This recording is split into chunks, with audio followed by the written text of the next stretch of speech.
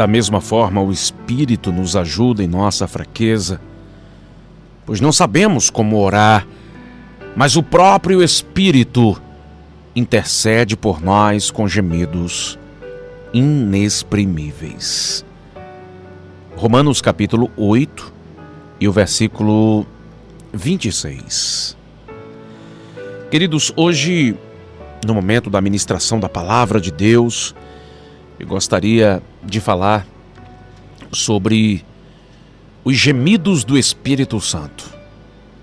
A parte B do versículo, Romanos 8, 26, a parte B diz: mas o mesmo Espírito intercede por nós com gemidos inexprimíveis.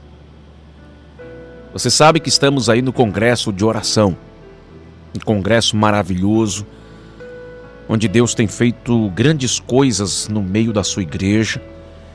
Estamos aí a cada sábado nesse propósito de orar 1 hora de joelhos e depois ter 1 hora de palavra. Irmãos, e Deus tem feito coisas grandes, porque a própria palavra do Senhor diz que nós somos santificados pela palavra e pela oração. E Deus tem feito isso. Quantos testemunhos de pessoas que estão vivendo momentos extraordinários na sua vida espiritual. Um crescimento sem precedentes. Porque estamos com esse propósito de buscar a Deus em jejum, oração e palavra. E o texto desta semana que estamos estudando é esse, Romanos 8 e 26. E hoje eu quero falar sobre esses gemidos do Espírito Santo. Agora pela madrugada eu estava meditando na palavra de Deus e a gente começa a perceber, quando a gente vai de fato se debruçar nas entrelinhas, estudar nas entrelinhas desse texto de Paulo aos Romanos capítulo 8 e o versículo 26, muitas vezes a gente lê esse texto, mas não faz ideia do que de fato isso aqui significa. Deus valoriza tanto, mas Deus valoriza tanto a oração, que a gente percebe, e ontem eu fui questionado por isso, que dentro da Trindade nós temos 2 intercessores. Veja a importância da oração. Ontem, ao final aqui da palavra, uma irmã, me recordo bem, mandou um WhatsApp e disse: irmão Ibe, eu pensei que só quem intercedia diante de Deus por nós era Jesus. Mas a oração ela é tão importante que dentro da Trindade nós temos 2 intercessores. Jesus, como já diria o pastor Hernandes Dias Lopes, é o nosso intercessor legal, e o Espírito Santo é o nosso intercessor existencial. Por quê? Porque ele ora por nós, em nós. Ele trata com Deus sobre a nossa oração ou as nossas orações. E a Bíblia fala que esse processo que o Espírito Santo se utiliza não é usando uma linguagem, um dialeto humano, não. É com gemidos incompreensíveis, porque é isso que a Bíblia quer dizer. Gemidos inexprimíveis significa dizer que o mundo está repleto de idiomas, de dialetos, mas o Espírito Santo não se utiliza de nenhum deles, com uma variedade tão grande de idiomas, de dialetos, de línguas que existem no universo. O Espírito Santo não encontrou em todo esse conjunto de idiomas, de línguas, de dialetos, uma só que ele pudesse exprimir as nossas orações diante de Deus. E a Bíblia fala que com gemidos inexprimíveis, ou seja, incompreensíveis à mente humana, ao intelecto humano, ele intercede por nós diante do Senhor. Veja a importância da oração. Jesus, o intercessor legal, o Espírito Santo, o intercessor existencial. E é interessante que o apóstolo Paulo fala de 3 gemidos. Ontem, agora pela madrugada, eu estava lendo aqui a carta de Paulo, no capítulo 8, e a gente vê Paulo falando de 3 gemidos presentes no mundo. Paulo fala dos gemidos da natureza, Paulo fala dos gemidos da igreja, e Paulo conclui o capítulo 8 falando dos gemidos do Espírito Santo. 3 gemidos. A Bíblia fala especificamente o apóstolo Paulo na carta aos Romanos. Paulo diz que a natureza geme, aguardando a sua redenção. Paulo nos dá uma ideia de uma natureza sofrendo contorções. Paulo nos mostra a natureza angustiada e o retrato disso, o reflexo disso, é o que a gente está vendo diante dos nossos olhos. Eu me recordo que quando liguei a televisão no dia daquela tsunami que quase varria o Japão do mapa, eu tomei um susto. A gente, diante das TVs espalhadas pelo mundo afora, a gente via uma imagem que parecia um país sendo varrido, mas na verdade a imagem que nós tínhamos na mente, eu não sei você, era de que tudo aquilo era de brinquedo, diante do poderio da natureza. Os carros sendo arrastados, as casas pareciam de papelão, de isopor, diante da força da natureza, ondas com 7, 8, 10 metros de altura. Os carros sendo carregados como dentro de uma banheira, de um menino que brinca com água e carrinhos dentro da banheira. E quando eu vi aquela cena, e quando o mundo inteiro assistia aquilo, a gente percebia, a gente olhava, a gente notava ali o gemido da natureza. O homem acabando com tudo. A natureza sendo destruída, a camada de ozônio.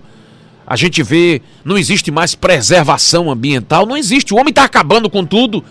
E Paulo fala desse gemido. Quando o pecado é introduzido no mundo, a natureza começou a sofrer. O homem destruindo tudo, acabando com tudo. Só que Paulo fala que existe um outro gemido. Que gemido é esse? É o gemido da igreja. Aqui, no capítulo 8, Paulo fala também. Paulo diz que a igreja aguarda a sua plena redenção. Quando eu e você teremos um corpo de glória, uma recompensa eterna. Paulo diz que a igreja clama, a exemplo da natureza. A igreja chora, a igreja implora, a igreja geme. E é interessante que quando Paulo usa essa expressão gemido, Paulo está falando de algo sério. Porque quando a gente vai dar uma analisada sobre gemer, gemer é algo parecido muito com dores de parto, né? Gemido, segundo o dicionário, é um lamento doloroso, é um som inarticulado. O dicionário diz, quando você vai pesquisar, que gemer é um suspiro, uma lamentação. E no sentido teológico da palavra, no sentido bíblico, gemer é alguém que está sofrendo de uma tristeza muito profunda, sem quase nenhuma esperança.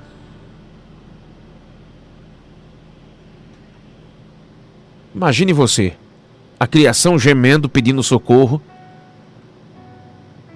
o avanço da ciência, da tecnologia, a ganância pelo poder, o homem agredindo ferozmente a natureza, os grandes males causados ao ecossistema, deixando a Terra totalmente desequilibrada, o rompimento da camada de ozônio, uma situação praticamente irreversível, o efeito estufa, os oceanos avançando dentro das cidades, as geleiras dos polos se derretendo, a temperatura da Terra subindo, os cientistas chamando isso de aquecimento global, a humanidade se autodestruindo, a igreja gemendo. Paulo diz que não só a criação, mas nós, eu e você como igreja, que temos as primícias do Espírito Santo, também estamos gemendo, esperando a adoção, esperando o dia da nossa redenção. Paulo fala lá em Romanos 8:23 da redenção do nosso corpo, porque a verdadeira igreja de Jesus, ela geme, ela chora diante de tantas injustiças. Eu me recordo que eu assisti uma mensagem do pastor David Wilkerson, quando ele estava na Rússia pregando, e o pastor David começou a pregar e de repente ele desabou em choro em cima do púlpito.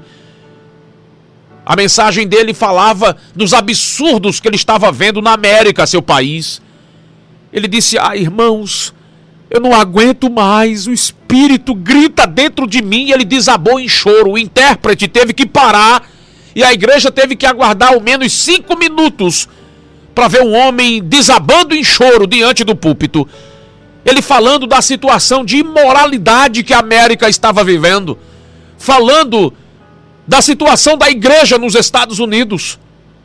E aquele homem desabou em choro.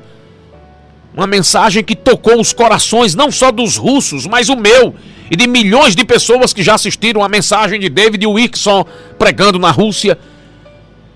Porque a verdadeira igreja de Jesus, ela geme diante de tantas maldades, impiedades, imoralidades, corrupções, imparcialidades, conformismos, injustiças. A igreja geme.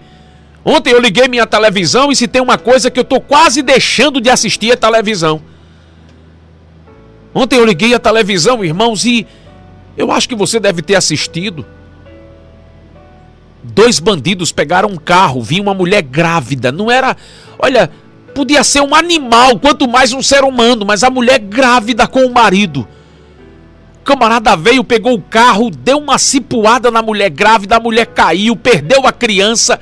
Ele achou pouco, puxou uma faca, esfaqueou o marido da mulher.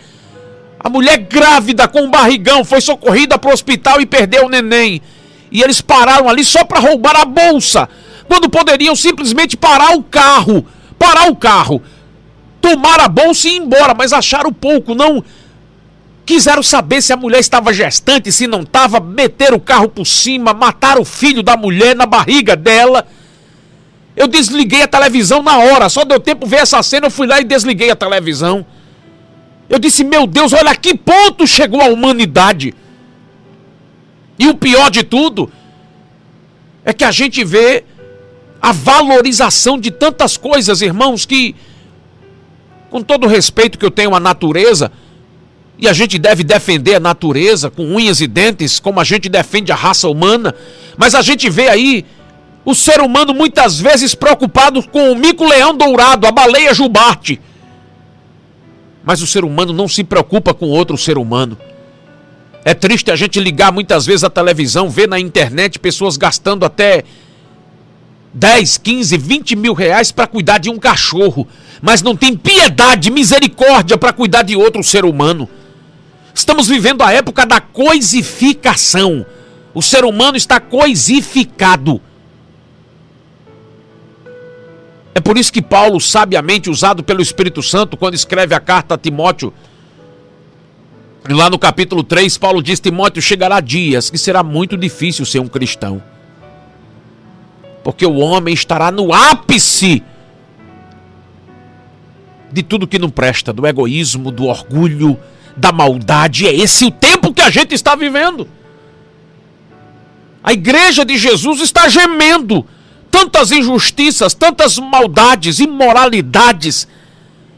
Você vê o que estão fazendo com as nossas crianças, querendo ensinar ideologia de gênero. Você vê a imoralidade tomando conta das novelas.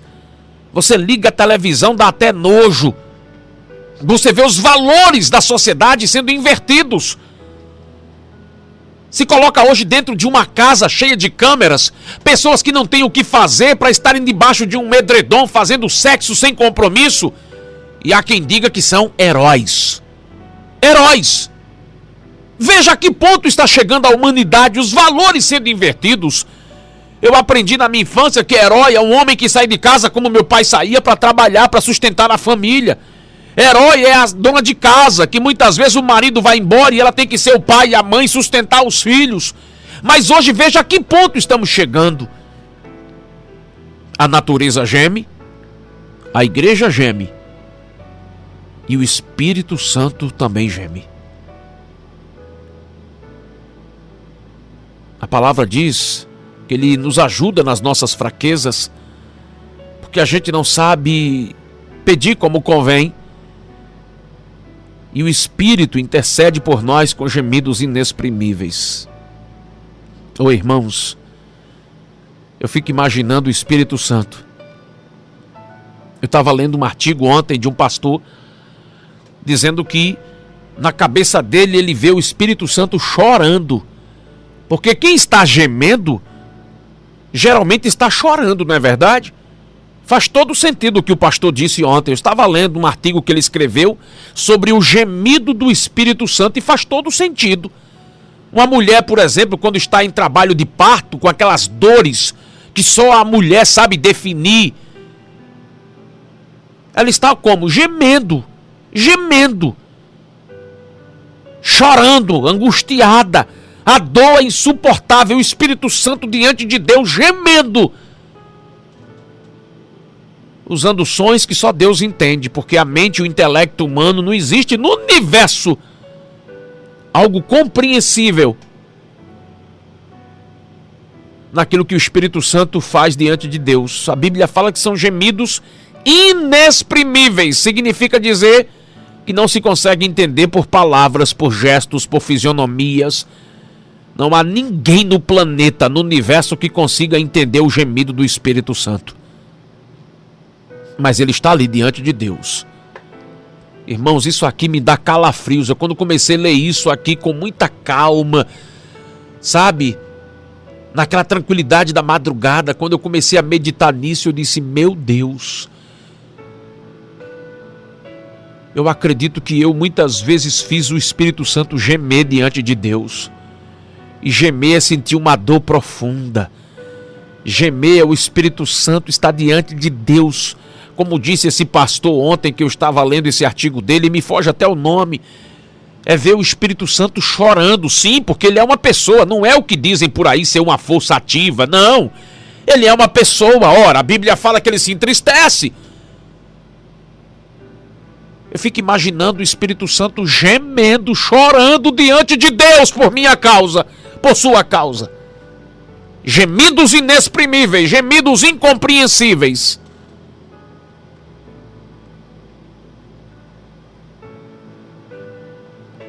A Bíblia fala que ele intercede por nós porque a gente não sabe orar como convém. Existe a história de um homem, conta-se a história de um homem muito pobre, um homem sem cultura, ele era casado, tinha 2 filhos e ele tinha um sonho. O sonho desse homem é que toda vez que ele, aos domingos, passava nas ruas, nas praças, ele via as pessoas, as famílias, entrando no carro, levando seus filhos, o marido levando a esposa para passear de carro. E se tinha uma imagem que angustiava ele, era ver uma família entrando num carro para passear. Ele passava na beira de uma praia, via as famílias chegando de carro. Ele ia numa praça, via as famílias chegando de carro. E diz a história que aquele homem, crente no Senhor, ele queria ter aquela mesma condição para dar alegria também à sua família. E ele começou a orar. A história diz que aquele homem começou a orar, mas não só orar.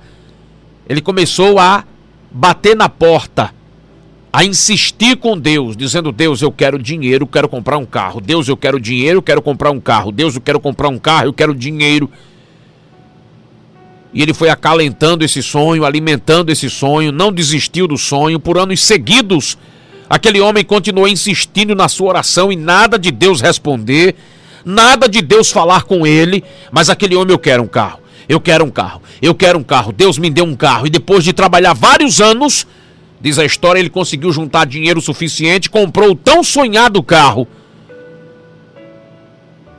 Só que nos diz a história que depois de um pouco tempo, depois de estar usufruindo aquela grande conquista para ele, que era ter um carro, ele foi atravessar um cruzamento de uma via e um caminhão não respeitou a sinalização, atravessou o sinal vermelho e deu uma trombada no carro dele. Naquele acidente morreu a sua esposa e os seus 2 filhos.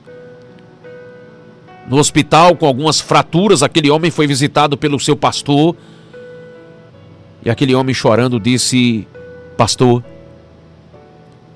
insensatamente, tolamente, pastor, eu lutei com Deus por tanto tempo. Cheguei, pastor, até a pensar que Deus não se importava comigo, que Deus não estava nem aí para as minhas orações. Cheguei até a pensar sair da igreja, Mas agora, pastor, eu entendo a razão da demorada resposta de Deus para mim. Aquele homem em prantos em cima daquela cama dentro do hospital, depois de receber a notícia que a mulher tinha morrido, os 2 filhos tinham morrido no acidente. Aquele homem aos prantos disse ao pastor: eu hoje entendo porque Deus demorou tanto para me dar a resposta. Era o amor dele, a misericórdia, era a compaixão dele em preservar o meu maior tesouro depois dele que eu tinha, que era a minha família. Mas eu, pastor, por um sonho egoísta que eu tinha de ter um carro, só pensava num carro, acabei perdendo a minha família.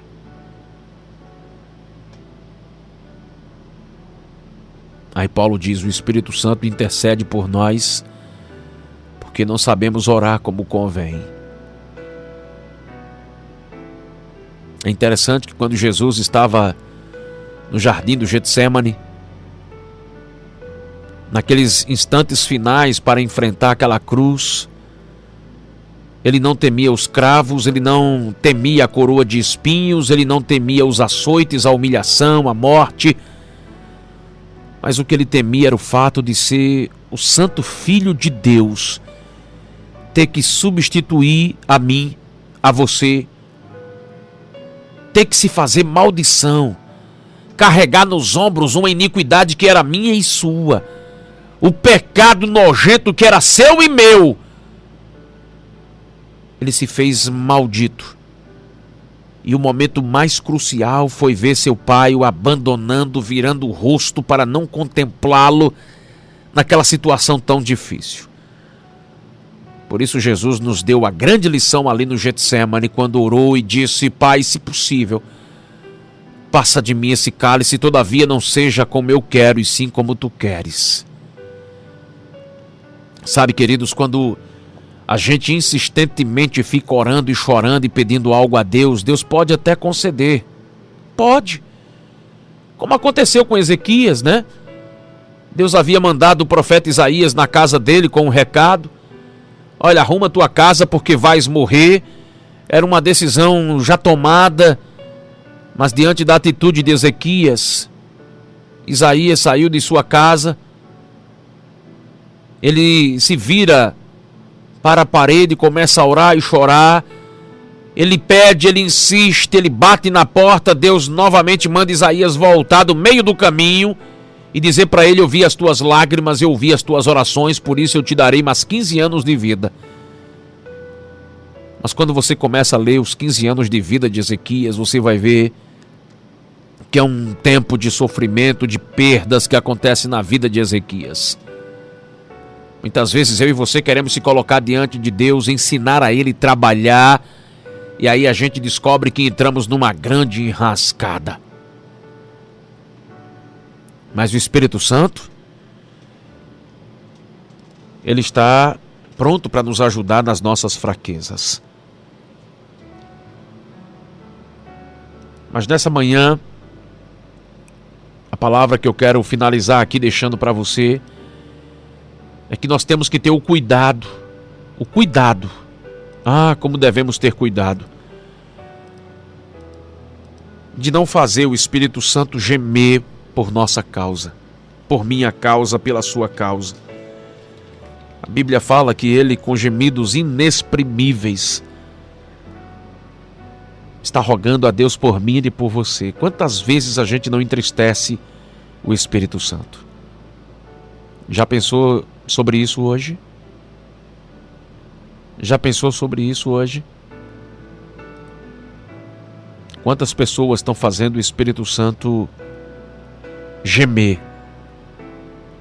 Gemer, pelo menos na mente humana, é algo que a gente sempre tem a impressão de que algo não vai bem. Se alguém está gemendo, é porque algo não está bem. Eu nunca vi ninguém dizer: fulano está gemendo de alegria. Já viu, não? Eu nunca vi. Eu já vi fulano está gemendo de dor. Uma dor causada. Uma dor que tem origem em alguma coisa. Mas nessa manhã Com a palavra de Deus nós aprendemos que temos que procurar sempre o Espírito Santo e nos ensinar, para que Ele nos ensine a orar. Já pediu para Ele hoje: Espírito Santo, me ensine a orar. Amigo Espírito Santo, me ensine a orar. Coloca aqui na minha boca as palavras certas. Diga para Ele: me ensine a orar. Eu quero muito aprender a orar. Também eu não quero te entristecer, Espírito Santo. Porque a Bíblia fala que é com gemidos inexprimíveis. Gemidos inexprimíveis. Irmãos, isso aqui é de uma profundidade tão grande. Quantas vezes eu e você estamos entristecendo o Espírito Santo. E ele não encontra dialeto, idioma no mundo inteiro para gemer diante de Deus. E ele faz isso. Ele faz isso com gemidos inexprimíveis. É por isso que nessa manhã nós temos que pedir a Ele: Espírito Santo, me ajuda a orar. Me ajuda a viver uma vida de santidade. Me ajuda. É isso que eu e você temos que pedir hoje a Ele. Amém? Essa é a palavra do Senhor para os nossos corações nesta manhã. Que possamos guardar no coração. Que possamos meditar e refletir. E dizer em cada oração nossa: vem Espírito Santo, me ensina. Me ajude nas minhas fraquezas. Eu não quero te entristecer. Eu quero viver uma vida de santidade.